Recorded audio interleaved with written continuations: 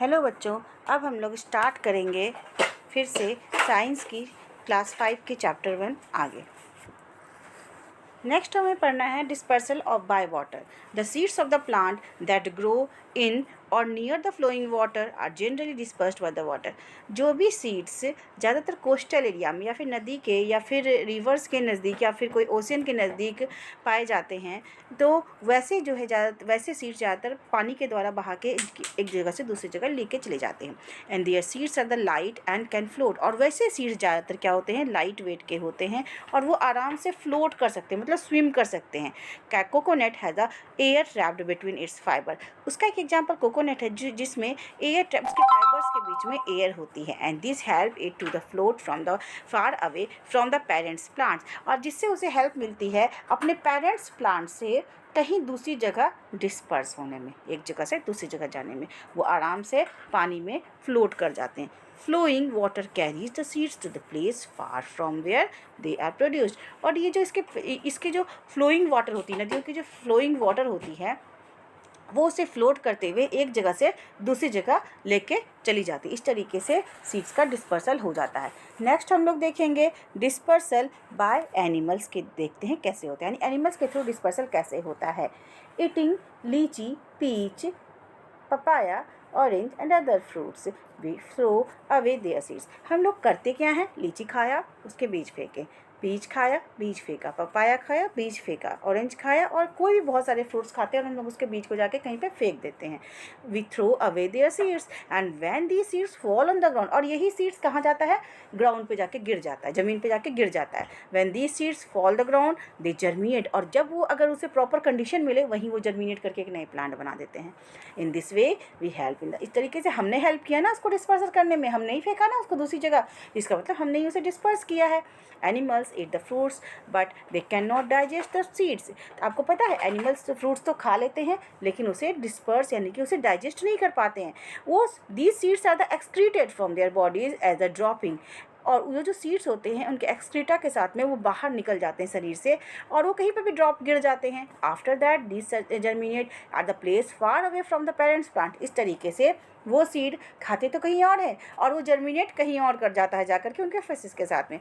And such fruits are often brights in colour and the taste good in taste and to attract the animals to eat them. और ऐसे जो fruits होते हैं या seeds होते हैं जो कि खाने में बहुत ही टेस्टी होंगे, वो तभी तो एनिमल्स उसे खाएंगे, और ब्राइट इन कलर होंगे, सुंदर, जाकि कोई भी उसकी तरफ अट्रैक्ट हो सके। सम सीड्स सच एज अ ज़ैंथियम, जिसको हम लोग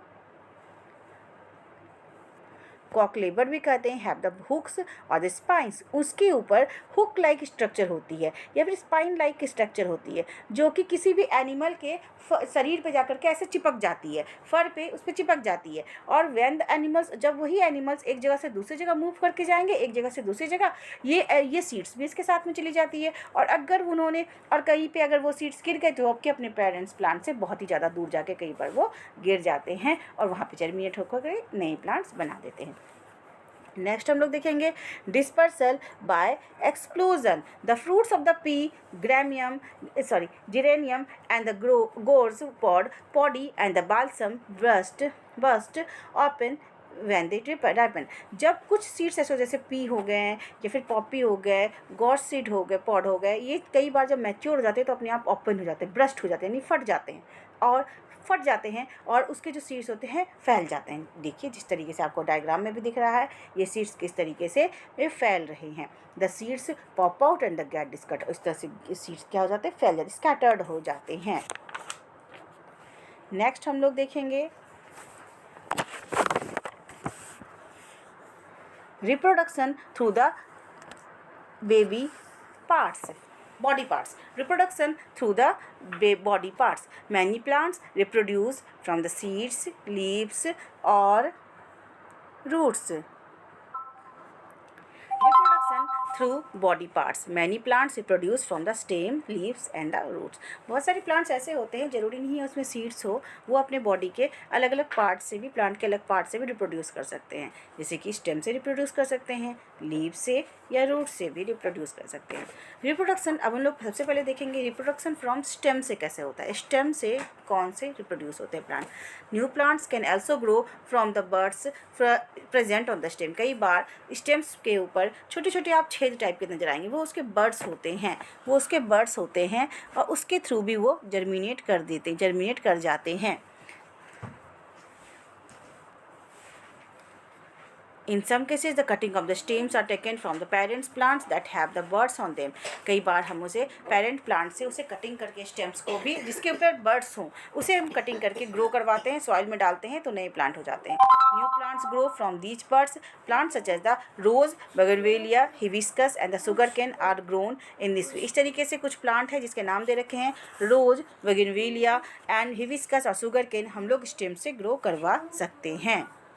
नेक्स्ट है potato is an underground stem. आपको पता होगा पोटैटो जो है वो एक अंडरग्राउंड स्टेम, जो आप पोटैटो खाते हो, आलू खाते हो, वो क्या है, एक अंडरग्राउंड स्टेम है और वो that has the bud known as the eyes. और उस पोटैटो में छोटे छोटे बर्ड लाइक स्ट्रक्चर पाए जाते हैं, आँख की तरह स्ट्रक्चर पाए जाते हैं जिसको हम लोग आइज कहते हैं। These birds can grow into the new plants. इसी आइज को अगर हम लोग कटिंग करके सॉइल में ग्रो करवाएंगे तो वहाँ पर न्यू प्लांट्स ग्रो करना स्टार्ट कर जाते हैं।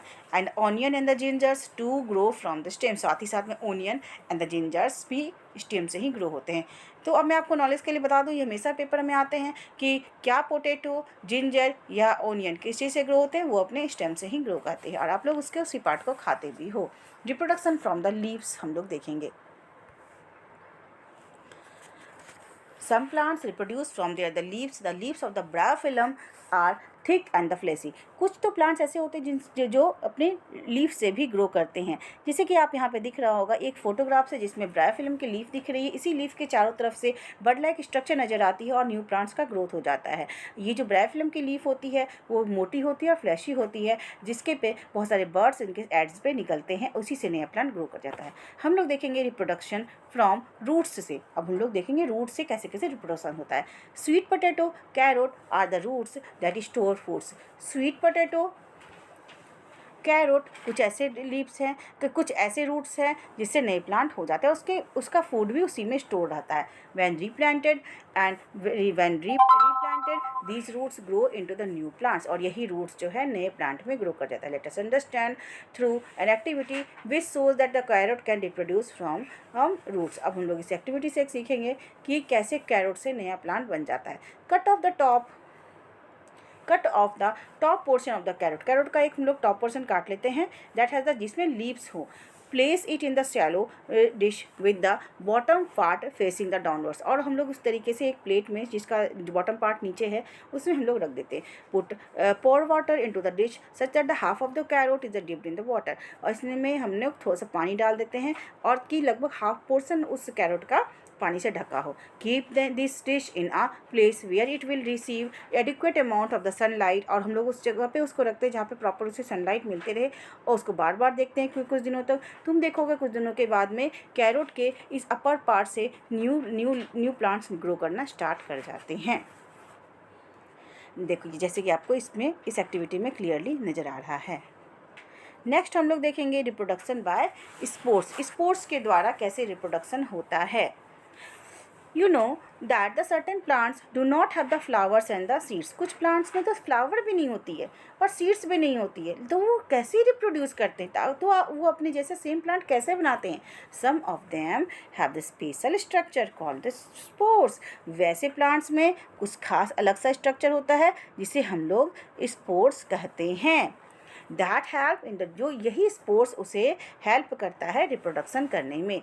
If you look at the under side of the fern leaves, ये जो आप फोटो देख रहे हो ये जो एक फर्न की लीफ है, जब इसको आप पलट करके देखोगे छोटे छोटे इसमें ब्लैक डॉट नज़र आएंगे जो इसके स्पोर्स हैं और ये प्लांट उसी के द्वारा रिप्रोड्यूस करता है। ठीक है, these are the called sori and the spores are the produced in the sori. और यही ये जो स्पोर्स है इसी सोराई के अंदर ही ग्रो करता है। सोराई इस पार्ट को कहते हैं जो जिसके अंदर ये जो फर्न की लीफ है इसमें जो डॉटेड स्ट्रक्चर आपको नज़र आ रहे हैं इसके अंदर ही इसके स्पोर्स होते हैं और ये जो स्ट्रक्चर इसे ही हम लोग सोराई कहते हैं। Okay, fungi such as the bread mold and the mushrooms also reproduce by the spores. कुछ और भी प्लांट्स होते हैं जैसे फंगी और ब्रेड मोल्ड, जिसको ब्रेड मोल्ड भी कहते हैं, वो और मशरूम होते हैं जो कि इसी तरीके से स्पोर्स के द्वारा रिप्रोड्यूस करते हैं.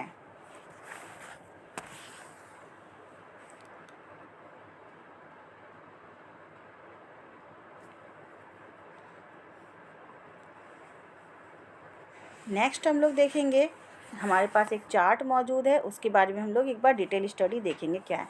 रिप्रोडक्शन इन प्लांट्स, इसमें लिखा हुआ है reproduction in plants. From seeds, from stems, reproduction कैसे कैसे होता है आपको मैंने पढ़ा दिया. सीड से भी होता है, स्टेम से भी होता है, ठीक है. बेसिकली देखिए जिस तरीके से इसे डिवाइड किया गया है, लीफ से भी होता है, रूट से भी होता है, स्पोर्स से भी होता है. स्टेम से हम लोग फिर इस हर के एग्जाम्पल दे रखे हैं. सीड से जैसे कि पी, कॉर्न और सोयाबीन. स्टेम से होने वाले rose, hibiscus and sugarcane. Leaf से होने वाले bryophyllum and the begonia. And the root से होने वाले sweet potato and the carrot. Spores से होने वाला मशरूम और फंगी. नेक्स्ट हम लोग देखेंगे क्रॉप्स. हमारा नेक्स्ट टॉपिक है crops. Crops are the plant that are cultivated in the large quantity.